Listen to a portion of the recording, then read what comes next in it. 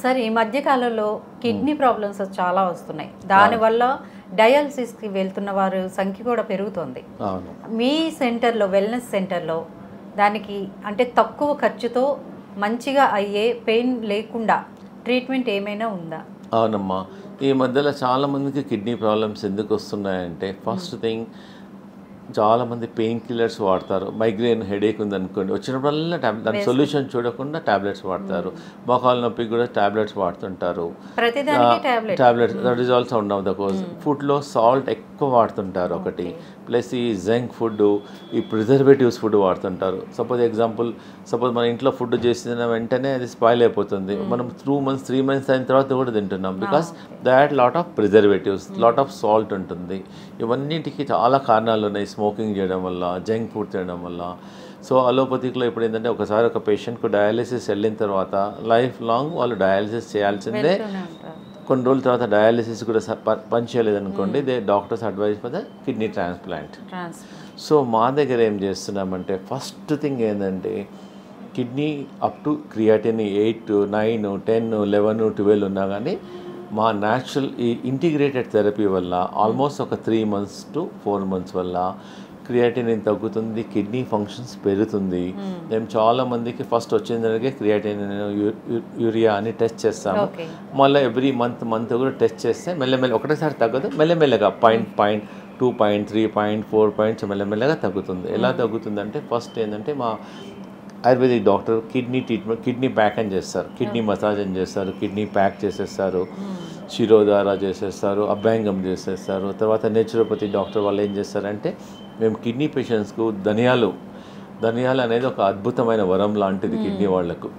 ప్రేక్షకులందరికీ నా సలహా ఏంటంటే, కిడ్నీ ప్రాబ్లం ఉన్నవాళ్ళు, కిడ్నీ ప్రాబ్లం లేని వాళ్ళు కూడా ఒక చెంచా ధనియాలు నీళ్ళలో నానబెట్టేసి దాన్ని బాయిల్ చేసేసి దాన్ని డికాషన్ తీసుకొని, కిడ్నీ ప్రాబ్లం ఉన్న వాళ్ళకి 2 సార్లు తీసుకోమంటున్నాము. అసలు కిడ్నీ ప్రాబ్లమే లేదనుకోండి, లైక్ టీ, వారంకి 2 సార్లు తీసుకోండి, కిడ్నీ ఫ్లష్ అయిపోతుంది. దాంతోపాటు మేము కొత్తిమీర కూడా రికమెండ్ చేస్తున్నాం. కొత్తిమీర also good. You can make a chutney, you can boil, కొత్తిమీరను బాయిల్ చేసి దాని డికాక్షన్లు కూడా తీసేసుకోవచ్చు.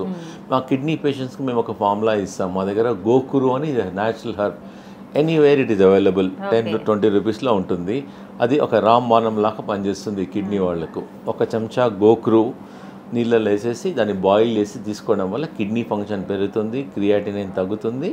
మేము ఎలా చేస్తామంటే, కొంచెం గోకురు, కొంచెం ధనియాలు, కొంచెం జీరా, సోంఫ్ నైట్ నీళ్ళలో నానబెట్టి దాన్ని బాయిల్ చేసి 1 litre water చేసుకోమంటాము.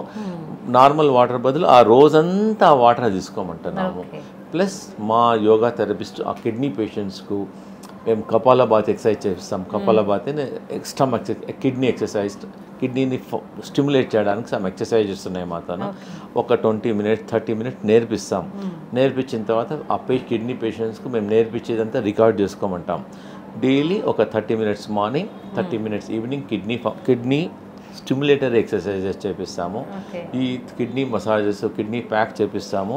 Plus food, plus కిడ్నీలో ఇంపార్టెంట్ ఏంటంటే, మేము కిడ్నీ పేషెంట్స్కు లో సాల్ట్ ఫుడ్ ఇస్తాం. సాల్ట్ తక్కువ ఉంటుంది, రొట్టెయ్యం వాళ్ళకు. బార్లీ గింజల నీళ్ళలో నానబెట్టి దాన్ని బార్లీ సూప్ లాగా ఇస్తాము, బార్లీ రైస్ ఇస్తాము, ప్లస్ బార్లీ రొట్టె కూడా చేస్తాము వాళ్ళకు. రోజు ఒక్కొక్క వెరైటీ బార్లీని పౌడర్ చేసేసి మామూలు చపాతీ లాగా బార్లీతో చేసేస్తాము.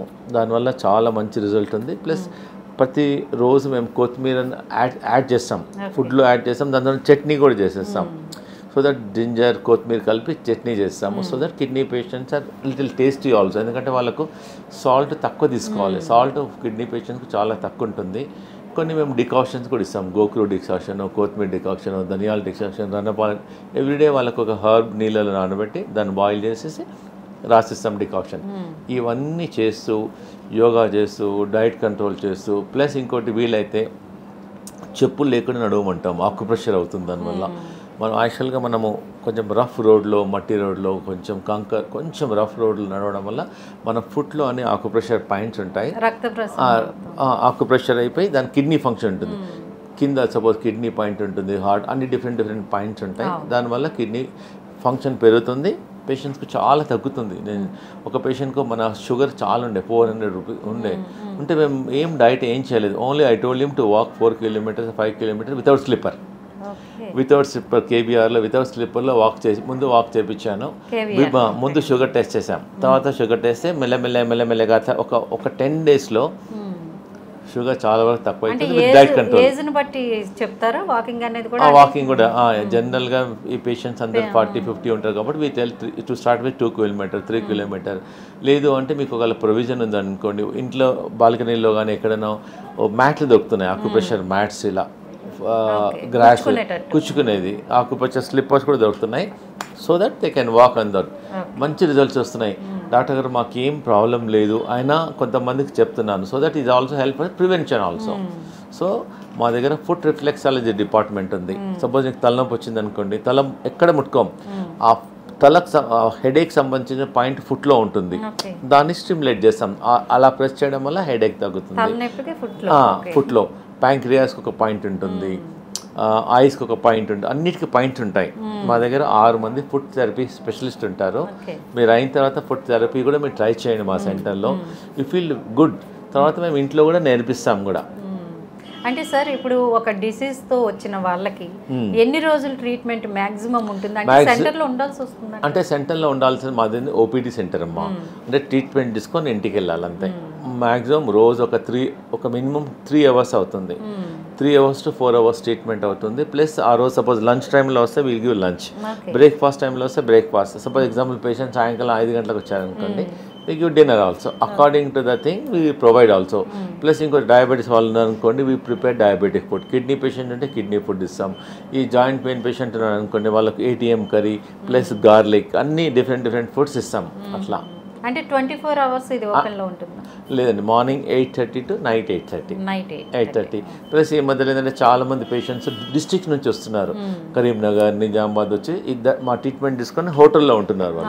వాళ్ళకి ఏంటంటే హోటల్లో అకామిడేషన్ కష్టమవుతుంది కాబట్టి మేము ఒక 2 రూమ్స్ మా డాక్టర్ కన్సల్టేషన్స్ రూమ్స్ వెకేట్ చేసేసి ఒక 15 మెంబర్స్కి ప్రొవిజన్ పెట్టాము ఒక 1 మంత్ నుంచి. వాళ్ళ గురించి వాళ్ళు ఏంటంటే హోటల్లో ఉంటే రోజు రావడం కష్టమైతే మళ్ళీ హోటల్లో ఫుడ్ తింటున్నారు. అందు గురించి ఒక డిస్ట్రిక్ట్ పేషెంట్స్కి మాత్రము ఒక 15 మెంబర్స్కి జస్ట్ ప్రొవిజన్ చేసాం, జస్ట్ వాళ్ళకి హెల్ప్ చేయడానికి అంతే.